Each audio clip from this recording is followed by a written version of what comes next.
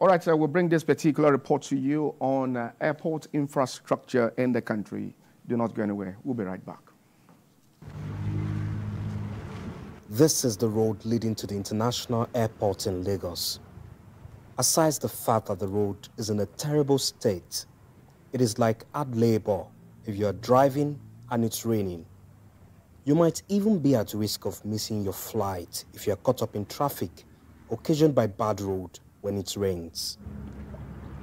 At the local wing of the Murtala Muhammed Airport, precisely the MMA2, which has been privatized and being handled by the Bicotany Aviation Services. Personnel management seems to be in order, but the infrastructure in and around the terminal poses more questions than answers. The federal government still manages the facilities at this airport, and it is weird to see that there are so many cracked ceilings, exposed wires at strategic points, and faulty cooling system. The managing director of FAN admits that the airport is in a sorry state and there is need for a massive overhauling of facilities across the country. For us, it's not just infrastructure upgrades, but infrastructure modernization. So it means that we need to put infrastructure that is fit for purpose. We're looking at a lot of upgrades at some of our primary airports. I would say our major airports, Lagos, Abuja, Port Harcourt, Kano, and Enugu.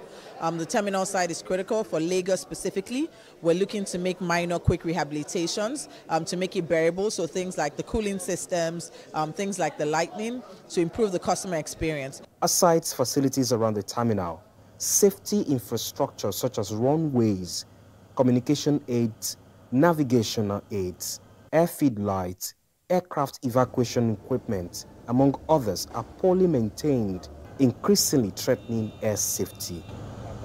With some runway incursions in the past few months, there are safety concerns, but the Director General of NCA says there are no issues with the runways, even though the MD of FAN disagrees.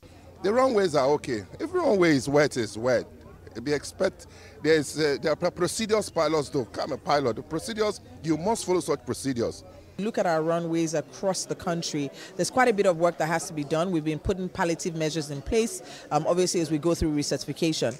But the Honorable Minister, as well as my administration and my management team, have said that we need to put an immediate stop to not just all of the palliative measures. There's a priority assessment that is going on. We're looking at major upgrades and overhaul at the airport. So Kano Airport, we're looking at Port Harcourt, and we're looking at Benin, Akure. A lot of those airports where, you know, they've been around for 25, 30 years, where they need to have apron expansion at Kano, for example, that is becoming our priority. The DG Nigeria Safety Investigation Bureau, NSIB, at a press briefing a few weeks ago, also admits that the runways need maintenance. Our runways do need continuous maintenance, and as evidenced by the fact that some runways might not have lighting at certain times, or just functioning nav aids. And I know the National Aerospace Management Agency and the Federal Airports Authority are on that. I know there's a fund, an intervention fund from the federal government for the Ministry of Aviation this year. And I think those runways will get more care or more upgrades this year. If urgent steps are not taken, airlines could stop flying into the country because the assessment and audit do not meet acceptable standard to fly into the airport. Though in my conversation with the MD of FAN, she says plans are on the way to repair, restructure, and realign the airports across the country. There's a major overhaul that needs to be done on MMIA. MMIA is over 40 years old. It was modeled after the Schiphol Airport. The terminal expansion that should have been in place did not go according to the master plan, and we need to correct most of those. And I do want to say that we're also taking a look at a lot of the contracts that have been awarded. We will be cancelling some of those contracts, obviously following the law and the due process, where the contractors have abandoned the works, because it's making us look bad as a nation, but also as an agency.